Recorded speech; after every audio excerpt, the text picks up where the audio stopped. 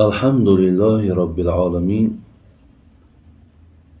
والعاقبة للمتقين ولا حول ولا قوة إلا بالله العلي العظيم.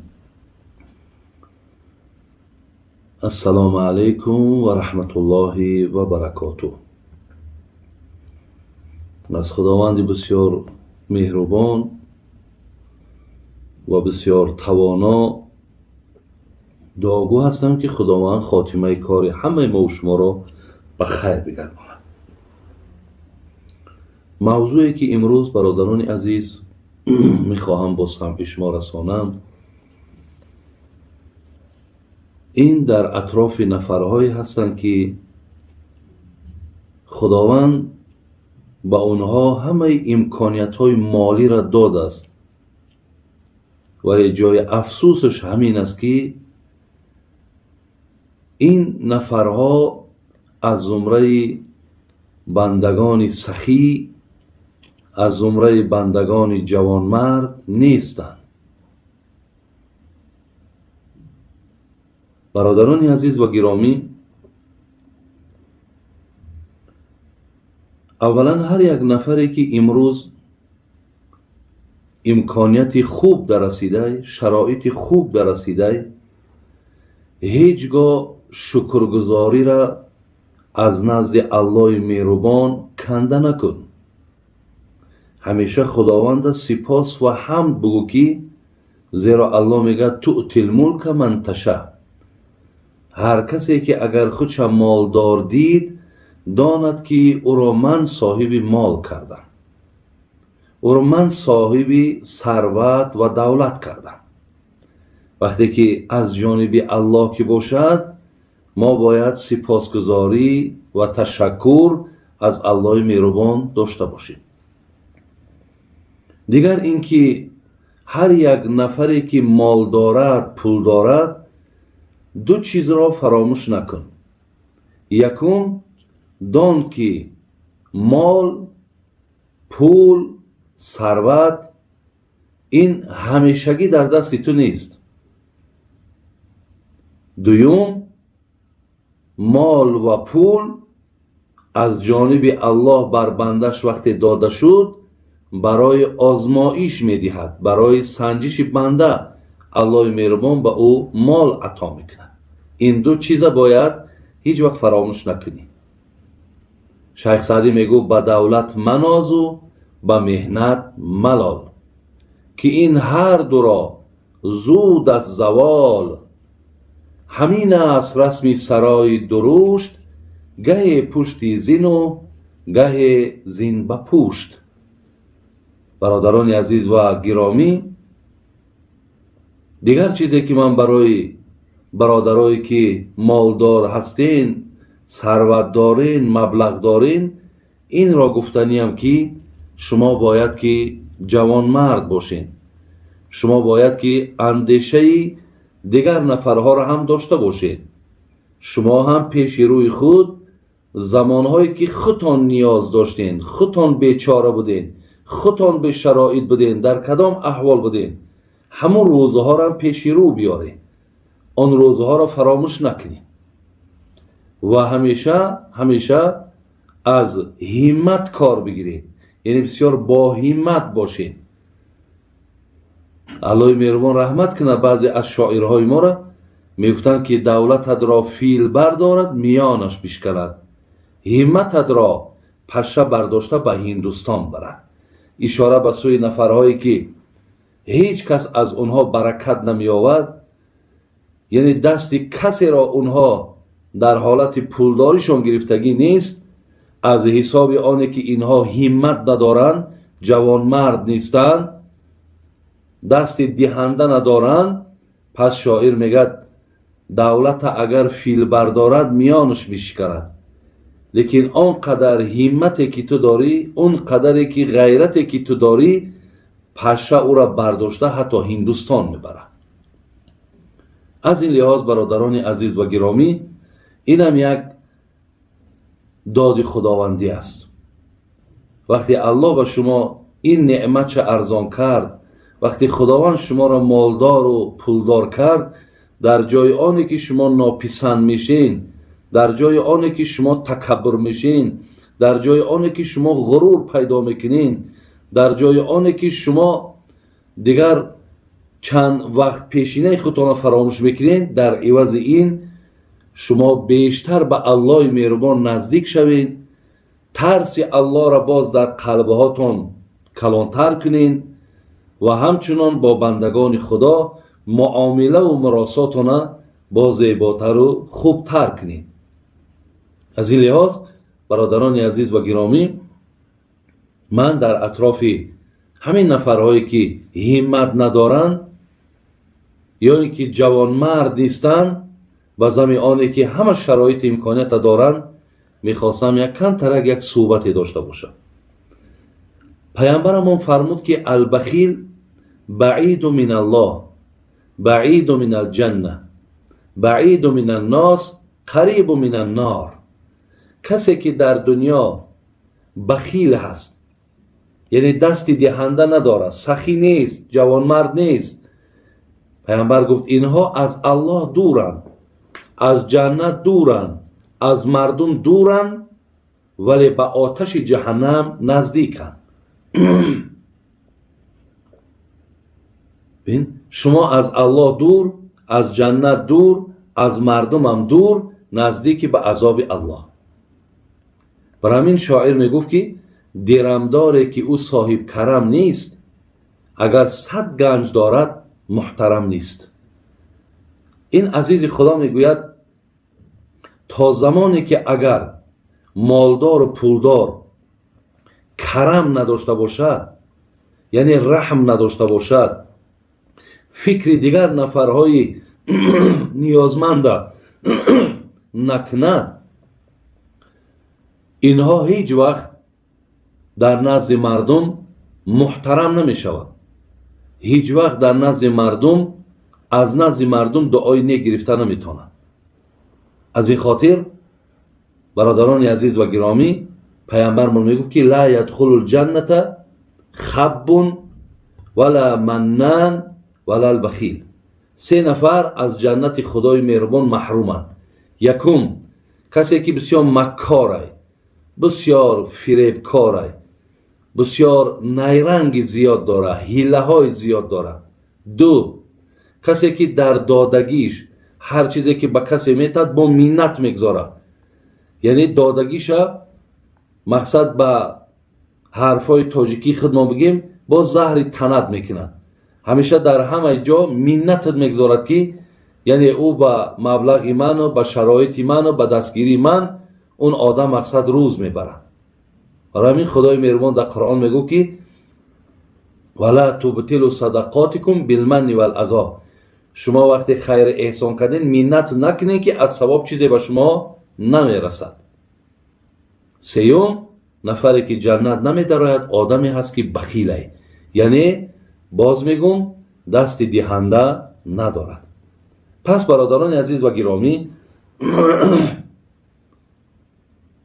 من در اینجا برای شما یک قصه را که جناب جلال الدین رومی در مثنویش میارد من برای شما میخوانم. بسیار یک قصه جالبی هست، بسیار قصه تأثیر بخش است برای هر کسی که اگر خواهد عبرت بگیرد.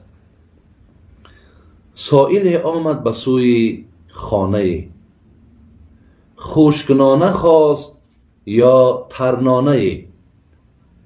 گفت صاحب خانه نان اینجا کجاست؟ خیره ای کی این دکان نام باست؟ گفت بار اندک پی هم بیاو. گفت آخر نیست دکان قصاب. گفت پاره آرده ای کت خدا. گفت پین داری که هست این آسیا. گفت بار آب ده از مکرعه. گفت آخر نیست جویا مشرعه. هرچی او می گفت از نان تا سبوس، چربه که می گفت و می کردش فسوس. آن گدا در رفت و دامن برکشید، تا در آن خانه به حسبت خواست رید. گفت هی هی گفت تن زن ای دیژم تا در این ویرانه خود فارغ کنم. گر در این جا نیست وجهی زیستن در چنین خانه بباید ریستن. الله اکبر. برادران عزیز و گرامی، من برای شما کترک در گرد همین معلوماتیم که تا بعض نافهمی هایی که داشته باشین شما مقصد از معنای این قصه آگاهی پیدا کنید. یک تلبنده میگد وارد یک خانه آدمی بخیل شد، یک آدمی که مالدار و پولدار و لیکن هزار افسوس که جوان مرد نیست، یعنی یک آدمی مرده، یک آدمی بگیم که بسیار یعنی دلتنگی، خلاص اصلا آدمی همین کسی که دسترخوان ندارد، کسی یک پیاله چای ندارد، کسی دست یک کس نمیگیرد، اصلا در راست اینها بسیار یک کلمه های بدی را استفاده میبرند. بین حتی میگنشون بسیار آدمی مرده های، بسیار آدمی پست های، بسیار آدمی مجک های، بسیار آدمی بگیم که انا حتی موسر تا موسر میبرن، بسیار آدمی موسر های. برای همین این تلبنده وارد همین خیل خانه شد. یک چیز فراموش نکنین، در حدیث های پیامبر آمده است که بسیاری تلبنده ها تلبنده نیستند، بلکه ملائکه هایی هستند که خداوند اونها را روان میکند تا غیرت و همت امتاش سنجد، بندگانش سنجد. آمد این تلبنده و گفت ای صاحب خانه، یگان نانی تر داری، نانی خشک داری؟ مقصد من یک آدمی نیازمندم. این آدمی صاحب خانه بازم آنی که مالدار بود و پولدار بود، لیکن بسیار آدمی تکبر بود، بسیار متکبر بود، بسیار نفری بود که مست بود. مقصد مستیش به معنایی که پسند نمیکرد، با مسخره میکرد گداره. گفت اینجا دا من انا دکان نانبای دارم. گفت خی برادری عزیز، اگر یگان کیلوک روغن میداشتی خور روغن میدادی. گفت من در اینجا قصابخانه دارم. گفت خی یگان اندکک آردم نمیتی؟ گفت من در اینجا آسیاب دارم. گفت خی پیاله آبم نمیتی؟ گفت من در اینجا یگان دریا دارم. هرچی او میگفت از نان تا سبوس، چربک میگفت و میکردش فسوس. چیزی که میگه یا متلش میزنه یا مسخرش میکنه. برادرای گدا هم خیلی گدای دانایی بوده است و میگه آن گدا در رفت و دامن برکشید. وقتی محرومش که کرد چیزش که نداد، بعد میگه بین حولی همی آدمی ممسک ده، بین همی حولی آدمی بخیل ده، میگه بروکش پایان کرد. آن گدا در رفت و دامن برکشید تا در آن خانه به حسبت خاص رید. بعد دیگه همین مقصد خودش خالی کردن گرفت دیگه در بین حولی. گفت های صاحب خانه وقتی احوال دید در گدا، در تلبنده، گفت خودت جمع که گفتی چی کار بود تو کردی؟ مقصد حیفی تو شرمنده کردی همه را. گدا باشه تن زن ای دیژم تا در این ویرانه خود فارغ کنم. گفتم بگیره که اینجا ویرانه بوده، اینجا خانه نبوده، که اینجا من باید خود خالی کنم.